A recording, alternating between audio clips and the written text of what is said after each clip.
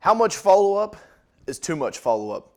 Hey, what's up? I'm Coach Carroll. Hope you're doing well. In today's video, we're going to be talking about, is there such thing as too much following up in a sales process? Now, I would like to err you on the side of caution that most people never follow up. That's right, 58% of people that I've found never follow up after their initial conversation with a prospect. And sometimes in the contracting world, you're talking HVAC, electrical, plumbing, cleaning, janitorial, lawn, landscape, the blue collar, hardworking people of America, they sometimes don't even follow up with a prospect, period. Like, ring, ring, Susie the homeowner called in, leaves you a voicemail because you didn't answer your phone, you didn't have an answering service, and so now she's leaving a voicemail saying, oh yeah, Jim, I'd like a quote, give me a call back, 555-1234, and she never gets called back. Believe it or not, it happens. It happens more often than not, but most people want to say, well, I don't want to be too pushy and I don't want to follow up too much. There's no such thing. There's no such thing if you believe in your product. And that's where a lot of people fall short, is in their belief patterns of what they sell, what they do as far as the services or the ideas or the products that they provide. A lot of people come up short in that area when it comes to sales. But let's talk to the point at hand here. How much follow-up is too much follow-up? 80% of sales are made after 5+ touches. So somewhere between 5 and 12 times of reaching out to a prospect, the prospect will eventually buy 80% of them. So if the majority of people never follow up, all you got to do is follow up 5 times and you're going to be in good shape. And so let's talk about what we can do as follow up, because we're not just talking about calling the person, leaving a voicemail every single day for the next year and a half like some psycho. No, we're talking about being methodical with this and being smart, right? Our time is valuable, so we need to make sure that when we're following up, we're doing so in the best way possible. And so here's some ideas. If you've got a notepad, you can write some notes down, pen and paper, on some ways that you can follow up. My absolute favorite is a ringless voicemail, and I use a company called Sly Broadcast. We need to work a deal with them, save you guys some money, but slybroadcast.com, we use their service to send out ringless voicemails. What's a ringless voicemail? Ringless voicemail means that their phone is just going to go bzzz, and they're going to have a voicemail. Some pretty cool stuff. And the technology part behind it is you can go into your CRM, your customer relationship management software, CRM. We like to use Pipedrive.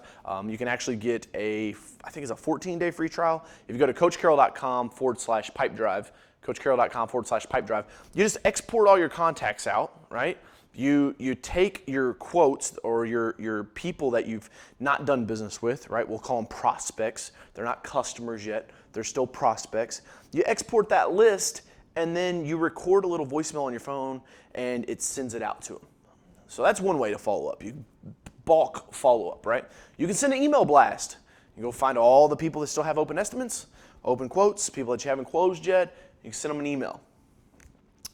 The other thing you can do is text message marketing. You send out mass text message. It's all about these communication channels, and really sales now has become an omni-channel approach. What I mean by omni-channel is that you've got to be talking to people wherever they are. It doesn't matter. It could be on their cell phone, via text messages, voicemails, phone calls, on social media, in their email inbox, in their mailbox. Like, you have to be able to be omnipresent if you want to maximize your marketing and advertising dollars and give you the best opportunity to win at sales. So how many times is too much follow-up? What I recommend is 4 follow-up phone calls at maximum. This also comes into understanding how big of a deal you have. Like, is the client actually big enough for you to be following up with? Like, if it's a $7 job, like, why would you don't want to follow up with them at all. You don't want to give them any of your time. You can't do that. So I like to look at opportunities when I come into companies and do consulting or coaching. I like to try to find opportunities that we can implement technology in order to help them maximize results, right? And so that they can max out on the benefits of using the tech and not having to use their time, so that they can step back and do the things that truly only they can do in a business. And so as a salesperson, if you're thinking, man, how many times should I follow up with this person? Simply look at the size of the deal. I recommend anything under $100. You can have 0 one-on-one follow-up. It needs to be all automated. If you're in thousands of dollars, you can maybe do some phone calling. Tens and hundreds of thousands, certainly you're going to do that follow-up, the phone call, and the touch. And when I say these numbers, this is the LTV, lifetime value of the prospect or clients. So should they join and want to become a client and be a part of your awesome business, you need to understand what that lifetime value of that customer really is. And so that will help you determine how much follow-up is too much follow-up. I just don't believe that there is. Because if you truly believe in your product, your service, or your offering, your POS, product offering or service, then you're going to follow up with the prospect because you truly know you're the best choice for them to go with. And that's all you got to say. You just have to continue to stay in front of your prospects so that they understand you care. And then also professional buyers will truly appreciate a salesman or a saleswoman that is professional in their follow-up game. Meaning, hey, Mr. Johnson, when we talked the first time, you said you needed to think about it. I set a next step that was very specific, that I'd talk to you Tuesday at 2 o'clock. I'm calling Tuesday at 2 o'clock. Let's go. Even this morning, I'm recording this video now, but this morning I had some guy, he DM'd me on Instagram. He said, hey man, I'd like to pitch you my shit. I'm like, all right, whatever, man, I'll hear you out. I'm like, here's the link to my calendar. He schedules an appointment for today and then doesn't call me. So you got to show up, man. You got to show up. Most salespeople just don't show up. You got to show up and show up over and over and over and over and over again. Then lastly, take all of your complete database and do ongoing email marketing to them that is value-based. Something that it's just not a sales pitch. It's something of value that says, hey, here's a YouTube video I just made. Hey, here's this, here's that. Something of value that you can send out to your prospects so that you're staying in front of them, because you never know. Maybe they're not going to buy from you this time, but you also don't know, maybe they're going to have a terrible experience. And so then when they're ready to come to the market again, you're right there in front of them. It's all about brand exposure, keeping yourself in front of people. But the short answer to this long video is there's no such thing as too much follow-up. So what I would recommend is taking out a piece of paper and actually write down what is going to be your follow-up sequence. How many emails are you going to send them to follow up on? How often is that going to happen? How many text messages? How many phone calls? Actually have a plan in place for follow-up so that you don't just rely on, oh gee, did I remember?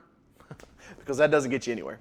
Hey, if you liked the video, make sure you hit the like button, hit the subscribe, leave me a comment down below. And also I want to personally invite you to Ignite. It's my annual conference I have right here in Louisville, Kentucky. It's going to be an amazing time.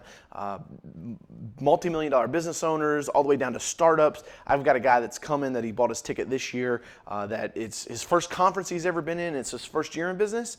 But then we've also got guys that are coming that run multi-million-dollar HVAC companies and bankers and business people. It's really about sales, marketing, and leadership. So if you're in the business world in some capacity, there's things that you'll be able to take away from this conference. So we hope to see you there right here in Louisville, Kentucky, February 18th, right here in Louisville, Kentucky. You can get your ticket at LouisvilleIgnite.com, LouisvilleIgnite.com. Give you breakfast, lunch. It's a whole day of learning. It's just going to be a great positive experience to get your year kicked off and doing well. So thanks so much for watching. Again, make sure you hit the subscribe button. Leave me a comment below. I'm Coach Carroll. Hustle, it's worth it.